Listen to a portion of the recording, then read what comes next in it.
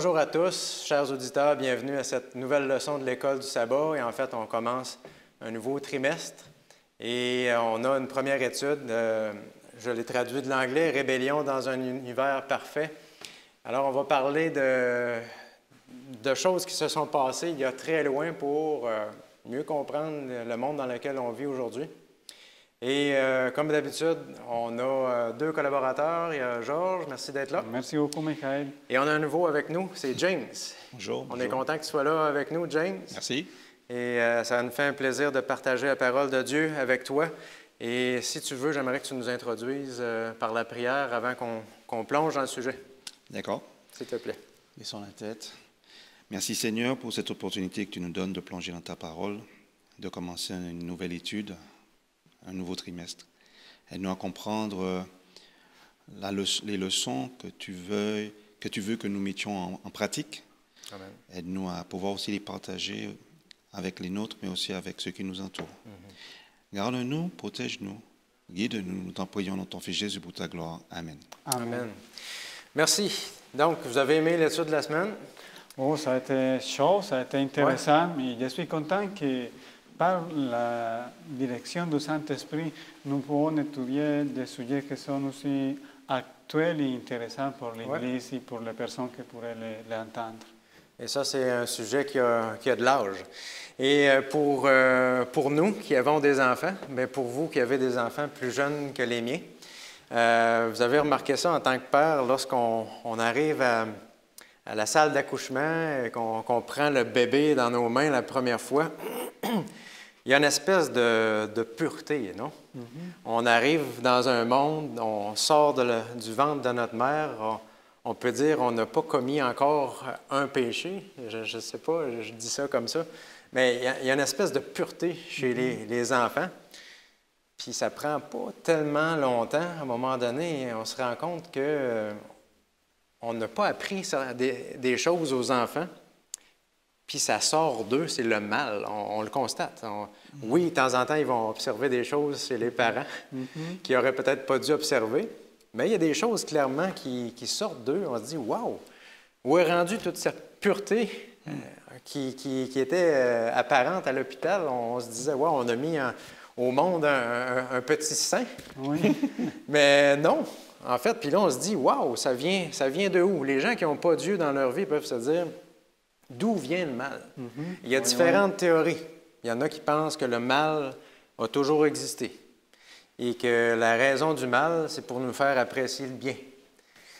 Tout comme la souffrance nous fait apprécier la santé, il y en a qui se disent, bien, s'il n'y avait pas le mal, comment on ferait pour savoir? Mais les Écritures nous parlent en fait d'autre chose. Les Écritures nous parlent d'un Dieu parfait. Et lorsqu'il y a la perfection, il n'y a pas cette notion-là de mal, de péché, de souffrance. On nous parle d'un monde parfait lorsqu'on prend la Genèse, et même, on va dire, avant la création du monde, avant que notre monde existe, avant que les êtres humains existent, le mal n'existait pas à un point dans le temps. Donc, ça n'a pas toujours existé, selon la parole de Dieu, qui va confronter les croyances de certaines personnes. Et certaines personnes vont penser que, OK, le mal peut-être n'a pas toujours existé, mais Dieu a manqué son coup. Dieu a fait une erreur à quelque part, parce que s'il avait créé tout parfait, comment est-ce que c'est possible que le mal soit entré? La perfection pour nous, c'est pas aussi être à l'abri de ces choses-là. Donc, les Écritures nous disent que si on veut vraiment comprendre le mal, il faut remonter beaucoup plus loin. Avant même la création de notre monde, avant que l'être humain n'existe, le mal existait à un certain point. On doit même avancer plus loin que ça pour dire, OK, est-ce qu'il y a un moment où ça n'a jamais existé? La parole de Dieu nous dit que oui. Donc, le mal est entré plus tard. Michael, juste un petit commentaire, parce que pour nous, les humains ici, quand on parle de la création, dans les milieux chrétiens, oui, on se réfère à la terre, mais il faut tenir compte que la création, c'est plus large que juste notre planète ou notre galaxie. Oui, c'est tellement grand qu'on n'a pas exactement de référence où est-ce qu'a débuté la création de certains des systèmes planétaires qu'on peut trouver dans l'univers. Ouais. L'important, c'est de savoir que la création, on peut voir toujours une expression d'amour, de perfection et de précision de la part de Dieu. Ouais. Et ça ne peut pas venir par hasard, ça nous confirme toujours que ça, c'est une expression de l'amour de Dieu. Amen. Et en fait, quand on contemple le monde, on peut le voir. On a des traces de l'amour de Dieu un peu partout. Oui, oui. Les belles couleurs, les choses extraordinaires, l'abondance qu'il y a dans le monde. On voit un Dieu qui est généreux, qui s'investit dans sa création. Non seulement qui s'est investi à la création, mais qui continue de le faire. Oui, c'est ça. Et oui, vas-y. Je veux juste rebondir sur, tu parlais de l'enfant qui est pur tout à l'heure. Oui. Il y a une citation assez connue de Pascal, Blaise Pascal, si je ne me trompe pas, qui dit l'enfant né bon, c'est la société qui le corrompt. Ouais. Mais on sait, nous, avec la Bible, que c'est erroné. Que l'enfant, lui, a déjà les germes en lui du péché. Exact. Donc, c'était juste pour Oui. ajouter à ce que tu Je disais. suis d'accord avec ça parce que j'ai un bébé de 1 an et je le vois faire crise de colère énormément. On ne l'a appris pas ça, mais il a ces expressions aussi sévères dans elle, tout petit. Ouais. Et, On le voit chez les enfants. oui. On le voit dans la nature aussi. Parce que s'il y a des belles choses dans la nature, on voit aussi des traces du péché. Dans la leçon, on nous parlait des roses. Mon épouse a eu un bouquet de fleurs cette semaine, c'était son anniversaire. Et là-dedans, il y avait des roses. Ça sent tellement bon et c'est tellement parfait, mais quand on les prend là où on les trouve, il y a des épines. On se pique. C'est ça. Et les framboises, vous aimez les framboises? On va dire Ouais. ça. Moi, j'aime beaucoup les framboises. Et les cueillir, c'est un fardeau. Là. Il y a des épines partout. Oui. Donc, on voit toute cette dégradation-là dans la nature. Non seulement les végétaux, mais aussi les animaux. Vous avez vu la cruauté des animaux? Oui, exactement. En parlant, j'avais grandi dans la forêt amazonienne et les toucans sont des oiseaux impressionnants, ils sont belles. Mais ça a été dur pour moi d'arriver à croire qu'elles étaient aussi méchants. Exact. Ils sont capables ils cherchaient les bébés des autres oiseaux pour les manger. C'est incroyable parce qu'on attend qu'un oiseau va être végétarien normalement. Il va manger des fruits, il va manger d'autres choses. Mais non, il mangeait les bébés. Ouais. Ça a été choquant. C'est dur. La nature est dure. Et ici, au Québec, si on prend un exemple, il y a le chat et la souris. Vous avez déjà vu comment c'est cruel, un chat avec une souris? Il le garde vivant encore, agonisant, puis il mange. C'est très cruel, un chat. Il semble-t-il, ça n'a pas beaucoup de lobe frontal aussi, ça peut expliquer. Mais en fait, même les humains, si vous écoutez les nouvelles, combien de fois est-ce qu'on a eu un reportage d'un père de famille exemplaire ou un médecin qui va perdre la tête, il va assassiner son épouse et ses enfants et se ramasser en prison. On entend ça fréquemment. On dit « Wow, il y a de la cruauté chez l'être humain, il y a de la cruauté chez les animaux, il y a la végétation qui a été impactée. » Donc, on ne voit pas juste l'amour dans la création, on voit aussi l'effet du péché. Et j'aimerais vous lire un texte dans Matthieu 13 qui nous parle de ça, justement, de l'origine. Matthieu 13, verset 27. Ça nous dit ceci. Matthieu 13, 27. « Les serviteurs du maître de la maison vinrent lui dire « Seigneur, n'as-tu pas semé une bonne semence dans ton champ? Comment se fait-il donc qu'il y ait de la mauvaise herbe? » Alors, c'est ici une parabole, la parabole de la mauvaise herbe ou du blé et de l'ivraie. On dit, comment ça qu'il y a toute cette mauvaise herbe-là, tout ce mal-là, ce péché-là? Et là, on parle du monde. Le champ, c'est le monde. Il ne faut pas se tromper, le champ, ce n'est pas l'Église. Dieu n'est pas en train de dire à travers ça que le mal doit croître dans l'Église jusqu'à la fin. Il est en train de dire, regardez le monde, il y a le péché qui est présent et c'est l'ennemi qui a fait ça. Le texte est clair. Ça ne vient pas de Dieu. Puis, partout à travers le monde, il va y avoir des difficultés, il va y avoir des épreuves. Et Dieu va être avec nous à travers ce monde de péché. Il va nous guider dans ce monde de péché-là. Il va être comme un berger pour prendre soin de nous. C'est ce que les Écritures nous disent. Oui. Et les Écritures nous disent, et le texte de la semaine nous disait, que Dieu est amour, dans 1 Jean 4. Alors si on s'arrête juste à ça, là, ces trois mots-là, Dieu est amour, Il est amour. C'est sa nature. Ce n'est pas juste son caractère, c'est sa nature. Oui, oui, ce n'est pas quelques parties petites, c'est Exact. son matière, son Donc, est-ce que essence. c'est possible que Dieu soit à l'origine du péché s'il est par nature amour? Ça devient impossible. Ce n'est pas possible. Donc, forcément, on doit jeter nos regards ailleurs. Et la leçon de la semaine nous parlait que l'amour, c'est quelque chose qui se partage, entre autres à travers de relations, etc. Et là, on nous invitait à regarder les actions que Dieu pose. Donc, toutes les actions que Dieu pose, si Dieu est amour, doivent être aussi remplies d'amour. Est-ce qu'on voit l'amour dans l'histoire de Sodome et Gomorrhe? Est-ce qu'on voit l'amour dans l'histoire de Corée, Dathan et Abiram? Est-ce qu'on voit l'amour dans l'histoire de Ananias et Saphira, dans le livre des Actes? Parce que la parole de Dieu nous dit que autant Dieu est juste, Dieu est amour. Et dans sa justice aussi, il doit y avoir de l'amour. Et ça, c'est un défi pour nous, de voir Dieu, même à travers du déluge, comme un Dieu d'amour.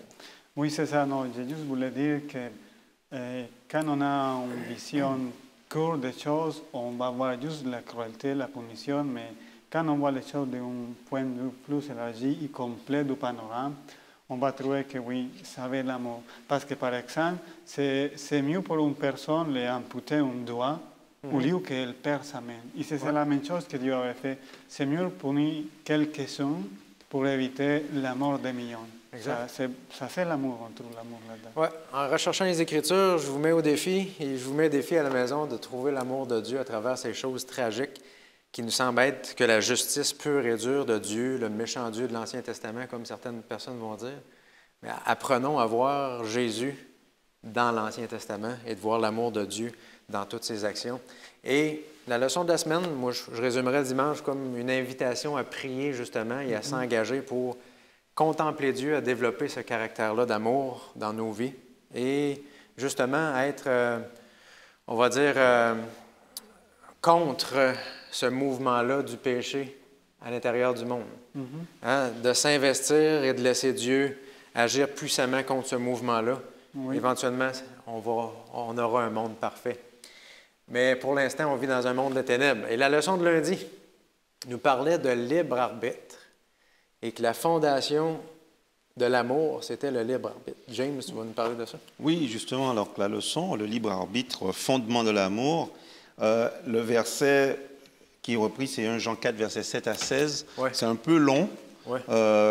Moi, je veux m'attarder surtout le verset 11, qui nous dit « Bien-aimés, si Dieu nous a ainsi aimés, nous devons aussi nous aimer les uns les autres. » Je pense que ça résume un petit peu, grosso modo, ce que 1 Jean 4, versets 7 à 16 veut nous enseigner. La leçon de lundi nous parle de différents exemples par rapport au libre arbitre. On nous donne l'exemple des fleurs artificielles qu'on voit de plus en plus, qui sont magnifiques, que moi je préfère. Qu'on en a derrière dans le décor. On va faire semblant de les arroser. Et elles sont de plus en plus vraies. On peut même en avoir avec des gouttes d'eau, de fausses gouttes d'eau qui imitent la rosée. Et bien sûr, il n'y a pas d'entretien. On les nettoie avec un chiffon. Et moi, je trouve ça un peu pratique. Mais ce ne sont pas de vraies fleurs. Ça amasse la poussière, par contre. Hein? Ça amasse la poussière. Ce sont des nids à poussière. Ouais. Mais ces fleurs, même si elles ont l'air parfaites parce qu'elles ont été créées pour ressembler aux vraies, ne sont pas les vraies puisqu'elles ne poussent pas et on ne peut pas les cultiver. Et elles ne peuvent pas fleurir comme les vraies. On nous donne aussi l'exemple des robots qui sont préprogrammés pour parler, oui, pour accomplir de nombreuses tâches. Et moi, ça m'avait frappé. On avait montré un reportage de robots qui vont maintenant dans les maisons de retraite. Et comme il n'y a pas assez de préposés ici au Québec, les robots font un peu la tâche de certains préposés, c'est-à-dire le robot peut apporter de l'eau sur un plateau, il peut converser avec les résidents, il peut leur faire des chants, et comme il a un écran, les résidents peuvent choisir l'activité qu'ils veulent, le robot peut interagir avec... et ce sont des personnes âgées qui ne sont pas nées avec toute la technologie qu'on a maintenant, mais pourtant elles sont contentes d'interagir avec ce robot qui a été préprogrammé pour pouvoir interagir avec des personnes humaines. Mais en même temps, nous savons que ce robot n'a pas de vie. Il n'a pas de vie, il n'a pas d'émotion. Oui, Donc, pas de sentiment. voilà. Donc, s'il n'a pas de sentiments, il n'a pas d'émotions, quelque part, il n'a pas de libre arbitre non plus. Il est obligé de faire ce pour lequel on l'a programmé. Oui, exact. Donc, nous voyons que Dieu nous a créés avec le libre arbitre. Il a créé les anges, et y compris Lucifer avec le libre arbitre. Nous voyons que Lucifer a utilisé ce libre arbitre pour prendre un mauvais chemin, une mauvaise voie. Nous voyons que dans la Bible, il a pris un tiers des anges. Ouais. Nous connaissons, même dans la culture populaire, qu'il a été, on voit l'image dans la leçon de Lucifer qui tombe du ciel.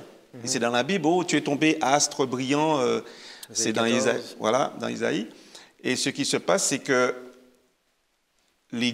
beaucoup de groupes de rock ont pris ce symbole de l'éclair qui représente Lucifer. Les nazis avaient cet éclair aussi dans leur signe. Le groupe KISS ou AC/DC, c'est l'éclair. Beaucoup de gens du monde ne savent pas ce que ça veut dire. Et c'est une opportunité, quand on les voit avec les t-shirts, de leur expliquer, tu sais ce que ça veut dire, cet éclair-là? AC/DC veut dire aussi ce que ça veut dire. Voilà. After Christ, devil comes, je pense, que ça veut dire. J'avais entendu une version que c'était Antichrist, Death to Christ, mort au Christ. On est plus clair à travers ça, à travers l'acronyme. Et le groupe KISS voulait dire Knights in Satan Services, les chevaliers au service de Satan. Ouais. Nous voyons qu'à Harry Potter, que je ne recommande à personne, il a un éclair sur... C'est pas pour rien qu'il a l'éclair sur le front. Ça représente encore une fois Satan. Un symbole. Ça représente Satan. Donc, Satan est tombé du ciel comme un éclair. Isaïe nous le dit clairement. Ouais. Il a emmené un tiers des anges. Il a utilisé son libre arbitre pour faire le mauvais choix. Mais nous savons que le premier humain qui a utilisé son libre arbitre et qui a fait un très mauvais choix, c'était Ève. Ouais. Elle pouvait répondre au serpent, mais elle a utilisé son libre arbitre et Dieu a laissé faire. Adam par la suite, là. Et Adam a suivi, exactement. Ouais. Et lui aussi, il aurait pu utiliser son libre arbitre, mais il a utilisé son émotion en se disant, mais je ne sais pas comment Dieu va faire pour me redonner une autre femme, j'en ai qu'une seule. Il ne peut pas en avoir une deuxième aussi belle que ça. Il n'avait peut-être pas envie de perdre une deuxième côte non plus. Donc, l'apôtre Jean souligne que Dieu est amour dans le texte que nous avons vu, et il a manifesté cet amour envers nous en envoyant son propre fils, mais même son fils unique. Comme nous avons dans Jean 3, verset 16. Et par conséquent, nous devrions exprimer notre gratitude pour son amour infini en nous aimant les uns les autres. Un tel amour d'origine divine serait la preuve la plus convaincante que Dieu demeure en nous et que nous demeurons en lui. Alors, la culture dans laquelle nous vivons est contre ce que je dis. Évidemment. Puisque la culture de nous maintenant, elle est centrée sur le moi. Je n'ose même pas dire ce que certaines personnes disent, mais je pense que vous connaissez, le terme est anglais. Maintenant, il y a un terme qui s'appelle I do me.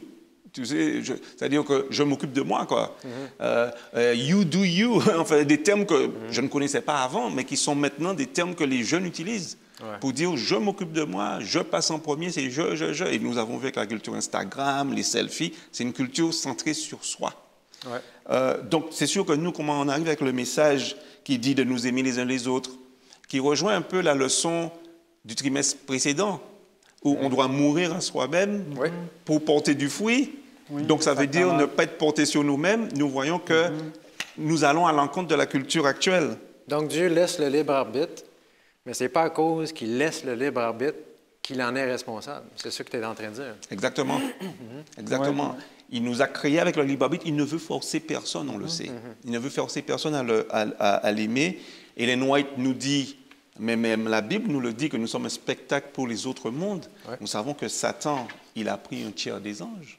Mais nous savons aussi qu'il a essayé de tenter d'autres mondes. Et c'est quand il a vu ce nouveau monde que Dieu avait créé, parce que nous ne savons pas combien de temps qu'il est resté rebelle, ça a pu durer des milliers d'années. Mais quand il a vu ce nouveau monde créé par Dieu avec Ève, toute innocente, toute naïve, toute nouvelle, il a dit, tiens, là j'ai un nouveau public. Et il est venu tenter Adam et Ève, le nouveau couple, et elle est tombée dans son piège. Je ne sais pas si vous voulez ajouter quelque chose par rapport à ça. En fait, je pense que tu as bien résumé. Tu as bien résumé la journée de lundi. Dieu permet le péché. Oui.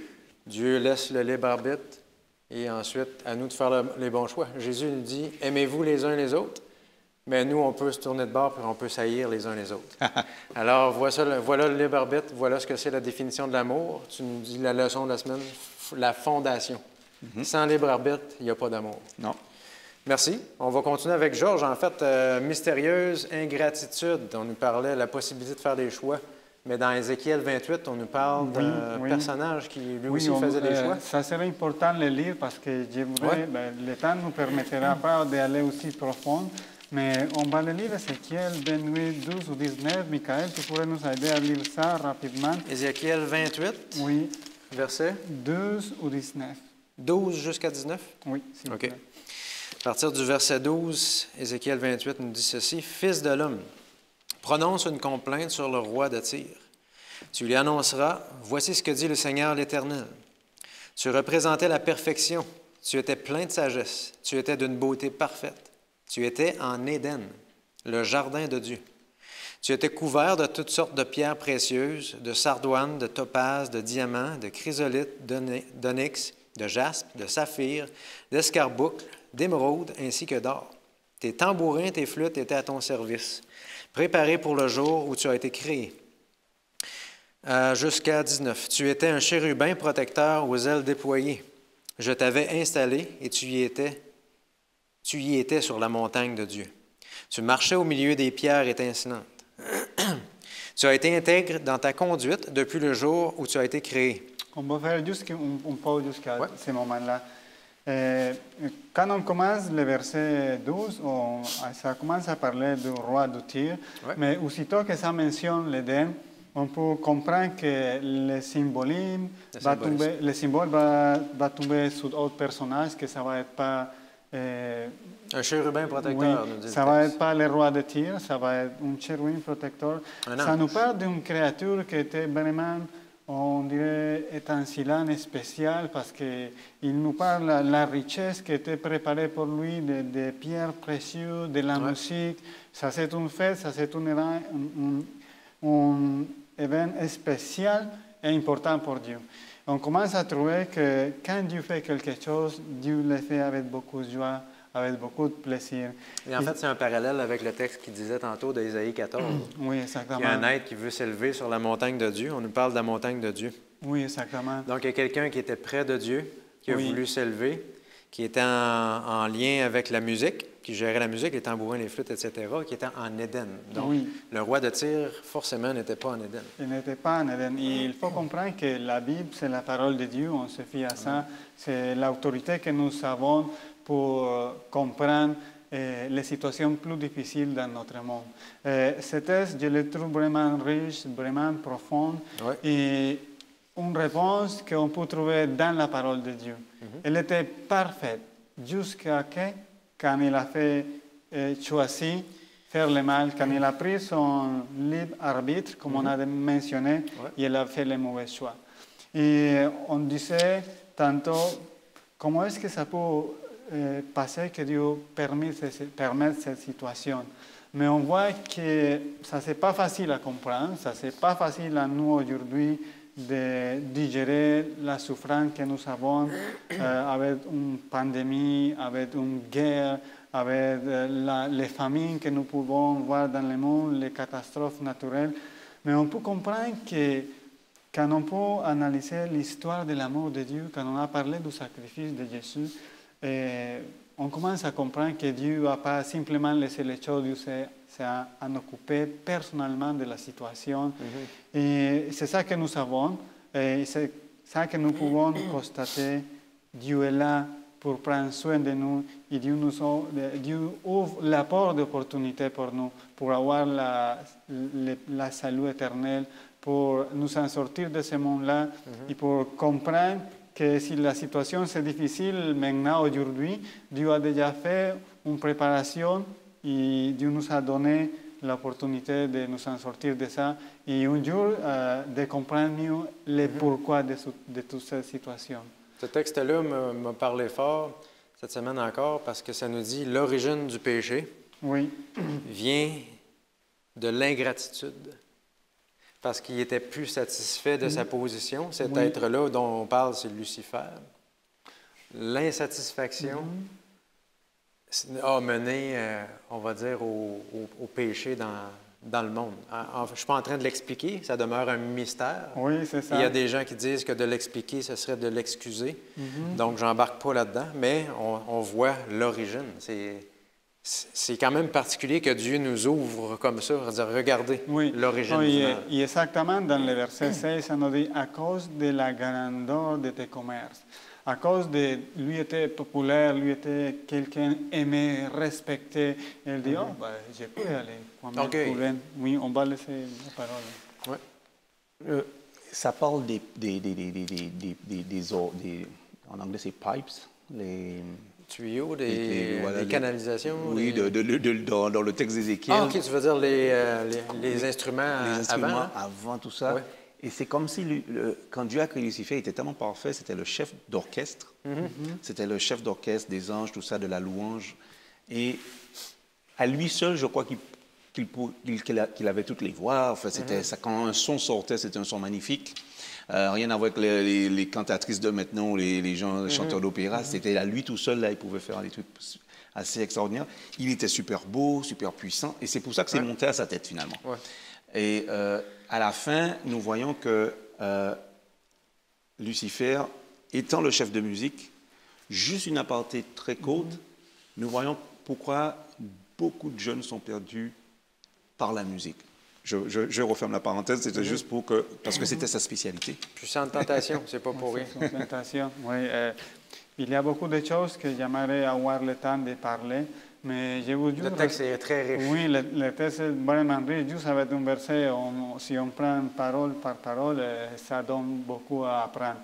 Mais le texte suivant va nous expliquer qu'à cause de son orgueil, il a tombé par terre et elle est devenue une créature rebelle et aussi despreciable parce qu'il a planté la semence du mal dans l'univers. Et c'est ça qu'on peut comprendre que l'origine du mal, ça n'a pas commencé avec la chute d'Adam et Ève, ça a commencé beaucoup longtemps avant dans le ciel, on ne sait pas combien de temps. Mais l'important, c'est de savoir que malgré tout ça, Dieu est au contrôle.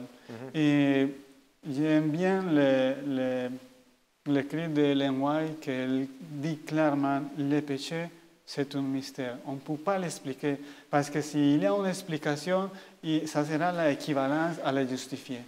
On ne peut pas expliquer ça. Ça reste encore un mystère et ça doit être comme ça parce qu'il n'y a qu'une raison pour le mal. Comment est-ce qu'une créature aussi dans un milieu privilégié comme ça, il peut devenir à faire un dégât aussi grand et important comme celui-là que Satan a fait et qui continue de faire ici dans notre planète. Mais l'espoir que nous avons, c'est que Dieu a payé le prix qu'il ne méritait pas. Parce que par rapport aux souffrances, ce n'est pas facile de donner un exemple, mais Dieu a été capable d'avoir toute la souffrance que nous ne pouvons même pas imaginer pour payer ces dettes et pour nous donner l'opportunité de la vie éternelle. Et j'aime beaucoup ce que tu avais dit au début. Apprenons à voir la grâce de Dieu au milieu de la souffrance, au milieu des histoires que nous voyons difficiles dans l'Ancien Testament. Commençons à prier à Dieu pour qu'il ouvre notre intelligence, pour que nous puissions comprendre son amour, parce que Dieu est amour. Et malgré cette situation-là, ça reste comme ça, Dieu est amour. Merci, Georges. Comme tu dis, je pense qu'on aurait pu discuter longuement d'Ézéchiel 28, mais on se tourne à nouveau vers James, le prix de l'orgueil. Ça a des conséquences. L'orgueil qui a commencé avec Lucifer a explosé. Ça a comme été une explosion nucléaire. Ça l'a affecté, tu l'as dit tantôt, le ciel, un tiers des anges, notre monde, on le constate. Donc, la nature aussi. La nature, exact. Oui. Ça a un coût élevé. Oui, c'est un dur prix à payer pour la curiosité d'Ève au début, mais aussi l'orgueil de Satan. Mais avant même que nous parlions de la leçon de mercredi, le prix de l'orgueil, je suis allé dans le Larousse pour chercher la définition du mot orgueil. Le Larousse nous dit que c'est un sentiment exagéré de sa propre valeur. Intéressant, hein?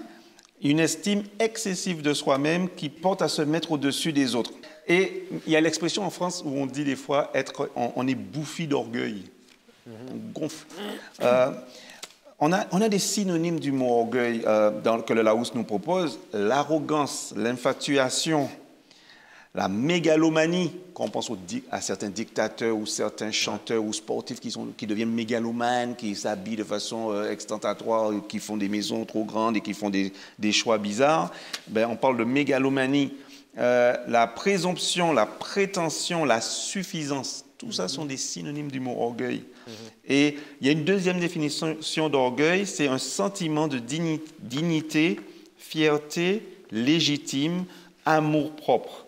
Synonyme, fierté, gloriole ou vanité. Salomon nous parle de vanité des vanités, tout est vanité.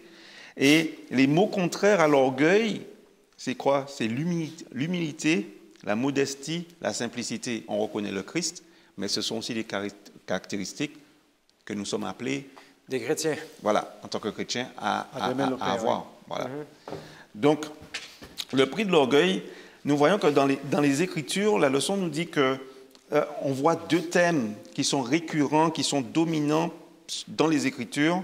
C'est le thème de Salem, du Mont Sion, de Jérusalem et de la Nouvelle Jérusalem dans le Nouveau Testament, qui représente le royaume de Dieu. Tout à l'heure, tu as parlé de Lucifer, qu'il fallait se mettre sur la montagne de Dieu. Ouais. Donc, c'est tout ça, c'est le royaume de Dieu. Mais l'autre thème, c'est Babel et Babylone, qui représentent le domaine contrefait de Satan. Parce que Satan est toujours dans la contrefaçon. C'est un faussaire. Ouais. On dit, quand Dieu met une église quelque part, Satan met sa sacristie à côté. Dans le premier voyage des pèlerins qui sont arrivés aux États-Unis pour fonder une nouvelle nation, pour fuir les persécutions catholiques, il y avait déjà entre guillemets, des sorcières. Bon, elles n'étaient pas toutes des sorcières, les sorcières de Salem, là, dont on parle, mais il y avait déjà des gens animés de mauvais esprits, déjà dans le premier bateau. Dont les protestants qui ont établi leur église et qui voulaient massacrer ceux qui ne pensaient pas comme eux. Aussi. Donc, Babel veut dire quoi? On se rappelle que Babel veut dire confusion. Donc, nous voyons Babel, Babylone. La leçon nous parle de qui? Nabucodonosor, aussi connu sous le nom de Nebuchadnezzar, qui était le roi de Babylone. Dieu lui dit quoi? Dieu lui dit, voilà, je te montre en rêve, Daniel a interprété le rêve, tu seras la tête d'or, mais après il y aura d'autres royaumes, d'autres empires. Lui, qu'est-ce qu'il fait? Il se fait construire une statue, mais tout en or. Parce que dans sa tête, non, mon royaume va être éternel, en tout cas il va durer beaucoup plus longtemps que ce que Dieu me dit. On a récemment Hitler qui a pensé la même chose en disant « Je vais établir un royaume de 1000 ans, le Troisième Reich ». Ça n'a pas duré 4 ans. Donc, Nebuchadnezzar, qu'est-ce qui lui est arrivé? On sait qu'il s'est promené un jour, Babylone était magnifique, les murs, les chariots pouvaient être sur les murailles, courir et tout. Il s'est promené, il a vu ça, il a dit « Voilà Babylone la grande que j'ai bâtie ». Que j'ai bâti. Voilà, et c'était le je. Et qu'est-ce qui s'est passé? Il a été frappé de folie. Et il a passé 7 ans à vivre comme un animal, à manger de l'herbe, avec les ongles et les cheveux qui poussaient, jusqu'au jour où il est revenu à lui et qu'il a reconnu que Dieu était grand. Oui. Après une bonne séance d'hydrothérapie. Donc, nous voyons aussi que la chute du roi de Babylone, un roi hautain et tyrannique, donc encore une fois Nebuchadnezzar, mais que ce roi à l'esprit orgueilleux arrogant est similaire à Satan, dont lui aussi, qui a aussi cet orgueil et cet esprit d'arrogance a facilité la chute de Satan. À aucun moment, on pense que Dieu a donné des petites ouvertures à Satan, peut-être pour se revenir, mais à un moment, Satan, lui, il a choisi sa voie, il a continué parce que son orgueil était trop grand. Franchi une limite. Voilà, il a franchi une limite, il n'y avait plus de point de retour pour lui. On va dire qu'il a attristé le Saint-Esprit. On peut dire ça? Oui. C'est que quand on pêche contre le Saint-Esprit, c'est que quelque part, on ne veut plus l'écouter, on se ferme. La limite, tellement on s'est fermé. Voilà. Mais aussi, on voit que justement la rébellion, Dieu l'avait détectée jusqu'au début, mais il a laissé prendre de temps à ça, mais une partie de ça, c'est grâce que Dieu a accordé à Satan de revenir. On ne sait pas combien de temps, mais ça a été... Ça a été aussi long que c'était nécessaire, ou que c'était possible, on va dire. Hein? Oui. Mais la leçon, donc pour résumer la leçon de mercredi, pourquoi est-il si facile pour nous de nous enorgueillir, de nous vanter, soit de notre situation, de nos succès, ou les deux? On peut se vanter de notre maison, de notre voiture, de nos beaux habits, de notre carrière, de notre salaire. Et ça rejoint encore une fois la leçon du trimestre dernier, alors que Dieu nous demande de regarder à quoi? À la croix, afin de toujours nous rappeler, d'avoir cette gratitude, de regarder à la croix, de contempler la croix. Oui. Et il faut que ça devienne une réalité pour nous, pour que nous ne puissions pas tomber dans le piège de l'orgueil. Ouais. Oui, oui, ça c'est important. Ouais. Et le piège de l'orgueil, dans la leçon de mercredi, nous disait que ça a amené aussi Satan à accuser Dieu Oui, de ses propres erreurs. exactement. Il a jeté sur Dieu ses propres caractéristiques. Donc, c'est intéressant de dire, OK, c'est ça que ça fait le péché. On commence à voir autour de nous, puis on accuse des gens de choses qu'on fait nous autres mêmes. Et en fait, il a fait ça comment? En prendre le tiers des anges. Ça ne s'appelle pas de la calomnie, ça? Et oui, il a colporté des... La calomnie. La crise a commencé avec la calomnie. Oui. Donc, faisons attention pour ne pas devenir des calomniateurs. Et jeudi, la propagation de l'incrédulité dans des mensonges à travers le ciel. Parlons-en, justement. Oui, yo trouve un très bon résumé de ça. Mais ce que c'est important à comprendre, c'est que dans tout ça, on peut trouver la patience de Dieu. Dieu était patient. La sagesse de Dieu, définitivement, on ne peut pas arriver à tout comprendre, parce que des fois, il y a des choses que c'est dur à comprendre. Mais une chose réelle, c'est que ça a été une bataille. Ça a été quelque chose de réel, c'était quelque chose qui a éclaté d'une façon aussi importante que même nous ne pouvons pas imaginer le déploiement de pouvoir ou les manifestations de pouvoir dans les forces du bien et du mal.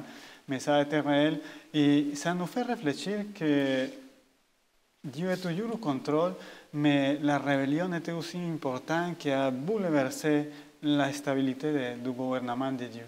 Et on pourrait lire quelques versets dans le chapitre 12. On va avoir pas le temps de lire tout, mais... Quel livre? On va lire Apocalypse 12. Apocalypse 12. Un grand signe parut dans le ciel, une femme enveloppée du soleil, la lune sous ses pieds, une couronne de 12 étoiles sur sa tête. Elle était enceinte et elle criait, étant en travail et dans les douleurs de l'enfantement. Un autre signe parut encore dans le ciel, et voici, c'était un grand dragon rouge ayant 7 têtes et 10 cornes, et sur ces têtes, 7 diadèmes. Ok, merci beaucoup. On commence à avoir des signaux et des symboles ici, pas facile des fois à les démêler pour la première fois, mais ça commence à nous faire penser à des choses importantes. Et il faut réfléchir sur tout ça, et malheureusement, on n'a pas le temps de parler tranquillement de tous ces symboles, mais on est dans le contexte que le scepticisme ou la maladie se propage. Et ça devient à faire partie de l'escenario de notre terre. Et ça commence à mentionner aussi l'Église. C'est important que nous soyons conscients qu'on a un rôle important dans ces conflits. Et comme on l'a dit tantôt, on doit se mettre du côté de Dieu. On ne doit faire pas partie de la rébellion. Comme on parlait de l'orgueil dans l'élection de mercredi, il faut faire attention à ça parce que ça c'est une tentation pour nous aujourd'hui. On peut devenir orgueilleux de la connaissance que nous avons de la parole de Dieu. Et au lieu de nous bénéficier, ça va faire du mal. Ça va nous empêcher de partager l'amour de Dieu. C'est intéressant ce que tu dis parce que c'est pas juste des choses du monde, comme tu disais tantôt, de carrière ou etc., de maison, mais c'est aussi dans le domaine spirituel que l'orgueil peut avoir, qu'on peut retrouver ce péché. Oui. Ouais. Et en parlant, nous avons l'exemple des peuples juifs, ils sont tellement enorgueillis de sa religion et de la vérité qu'ils sont enfermés dans eux-mêmes et ils ont fini par ne pas faire la volonté de Dieu. Et ça, c'est un appel pour nous, les adventistes de ce 7e jour, que nous avons beaucoup de lumière. Et des fois, on est vraiment fiers, on devient avec un orgueil malin parce que ça ne nous aide pas à partager l'amour.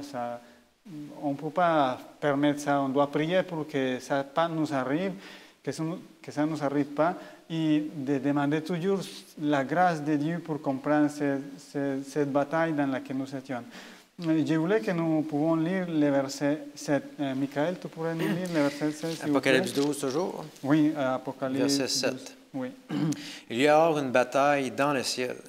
Michel et ses anges combattirent contre le dragon. Le dragon et ses anges combattirent aussi. On va lire le 8 par la suite. Mais ils ne furent pas les plus forts, et il n'y eut plus de place pour eux dans le ciel. Amen. Gloire à Dieu. Ça, je vais me centrer sur ces deux versets et j'attends aussi le beau commentaire. Une chose importante que c'est gratifiant pour nous toujours, c'est que depuis le début, Dieu commence à être le vainqueur. À ce moment-là, Jésus n'était pas crucifié, mais le plan était déjà fait. Mais ce qu'on peut trouver, c'est que c'est une bataille réelle. Aujourd'hui, nous avons beaucoup de connaissances des armes puissantes, mais nous n'avons pas l'idée du déploiement de puissance parce qu'on est tellement limité avec nos forces humaines. Mais ça a été une vraie bataille. On ne connaît pas les instruments qui sont utilisés, qui sont employés pour cette bataille. Mais l'important, c'est que c'est Dieu qui avait gagné. C'est Dieu qui avait mis dehors à Satan, il les rebelles, il ne les a pas détruits, mais il les a arrêtés, que la propagation continue à faire plus de mal dans le ciel. Ils ont trouvé une place ici dans notre planète, mais gardons à l'esprit que Dieu a battu Satan et nous avons fait face à un ennemi qui était déjà vaincu par Jésus. Et ça, c'est l'espoir que nous avons. Le chapitre 12 va raconter l'histoire de l'Église. Et aujourd'hui, je voudrais lire l'autre verset. C'est pourquoi réjouis-toi, ciel, et vous qui habitez le ciel. Mais malheur à vous, habitants de la terre et de la mer, car le diable est descendu vers vous, animé d'une grande colère, sachant qu'il lui reste peu de temps. Oui, on est rendu dans ce moment de l'histoire. Et Satan, il est en colère avec l'Église de Dieu, avec ce peuple qui voulait garder ses commandements, avec les gens qui voulaient révéler la vérité au monde, qui ne connaît pas cette vérité. L'ennemi, ce n'est pas certains pays ou certaines personnes. L'ennemi, c'est Satan, ça c'est clair, c'est ça qu'on voit dans la leçon. Et ça, c'est ce que je voulais remarquer. Je vous laisse si vous avez quelque chose à dire. On arrive à la fin de la leçon, mais ce que je remarque aussi là-dedans, c'est que, on va dire, l'ennemi a pris Dieu à partie, l'accuse, et on a une scène de tribunaux aussi. Là. Comme quand on peut comprendre le livre de Job, on a un tribunal, ou le livre de Daniel. Et là, qu'est-ce que fait la terre en plein milieu? C'est la tierce partie. C'est elle qui va trancher c'est le jury. C'est notre monde qui va trancher à dire est-ce que Dieu est coupable ou est-ce que l'ennemi est coupable? Oui, donc, quand on prend conscience de ça, de cette guerre, et que Dieu se recule et crée l'être humain pour remplacer les anges qui sont tombés du ciel, on dit maintenant, être humain, prenez position. Qu'est-ce que vous pensez? Regardez mon caractère, regardez celui de Lucifer et tranchez. On se dit, wow, quel Dieu prendrait une créature comme nous pour qu'on puisse faire prononcer, on va dire, un jugement, à quelque sorte. Et on se rend compte que ce jugement-là, c'est à travers notre vie. Oui, exactement. C'est à travers notre vie qu'on va montrer quel choix on a fait. J'ai choisi Christ. Oui, exactement. Une situation intéressante, Michael, c'est comprendre que Dieu avait la capacité de voir le futur et de savoir la décision que Adam et Ève vont prendre en compte lui, qui va accepter la tromperie de l'ennemi, mais aussi le prix que Dieu doit payer pour ça. Ouais, je suis vraiment étonné de ça, de cet amour, mais juste pour faire souligner l'éthique de la leçon, arrêtons de partager le scepticisme,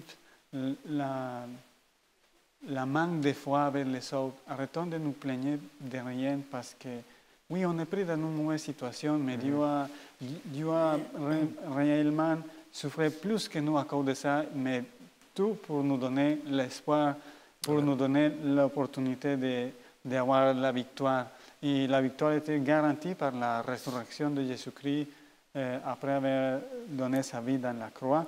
Et on est content aujourd'hui, comme l'histoire qu'on vient de lire dans l'Apocalypse 12, l'ennemi était chassé du ciel. Ouais. Et un jour, l'ennemi va être détruit complètement. Et tous ceux qui ont pris place avec lui vont être détruits aussi. Prenons la bonne décision et restons à côté du vainqueur que c'est notre Dieu et notre Sauveur Jésus-Christ. Merci. On est déjà rendu à la fin, les amis. On aurait pu, je pense, dire beaucoup plus de choses que ça, non? Mais si on résume, Dieu nous a créés par amour, Oui, avec une liberté de choix. Et Dieu nous dit, faites les bons choix. Hein? N'est-ce pas? ce sont les bonnes choses. Évitons de commettre les mêmes erreurs. Dieu nous ouvre le voile et il nous dit, regardez où a commencé, comment a commencé le péché. Et regardez comment ça va finir. Regardez comment ça va finir. Faites les bons choix, ne faites pas les mêmes erreurs. Développez cette habitude de voir la beauté du caractère de Dieu dans toute la parole de Dieu. Et c'est ça, souvenons-nous de comment ça a commencé, cette crise-là, parce que la crise va terminer. Si Dieu a montré comment le péché est entré, Dieu montre aussi comment le péché va sortir. Oui. Dieu a la capacité de régler le problème du péché Oui, c'est dans ça. notre monde et dans l'univers, et ça, c'est la bonne nouvelle. On vous invite à vous accrocher à Dieu, donner votre vie à Dieu, et non seulement dans l'univers entier, mais premièrement dans nos vies. Et c'est ce qui est important. Amen. Amen. Est-ce que je peux t'inviter à prier en terminant, Georges, Oui. s'il te plaît? Prions ensemble. Notre Dieu Tout-Puissant, c'est un honneur savoir que tu nous attends dans ton trône, aussi haut et aussi saint. Mais Seigneur, tu es parmi nous, avec ici, à côté de nous. Nous te prions de nous aider à te choisir. Nous te prions de nous aider à attendre tes conseils. Nous te prions de nous aider à avoir toujours le goût d'étudier ta parole, d'aider les autres, de prier et de ne pas laisser l'ennemi prendre la place dans nos cœurs. Aide-nous, Seigneur, à te laisser agir dans nos vies. Nous te prions, s'il vous plaît, dans le puissant nom de Jésus. Amen. Amen, merci. Merci d'avoir été avec nous. On vous invite à une autre leçon la prochaine fois. Et d'ici là, restez accrochés à Dieu.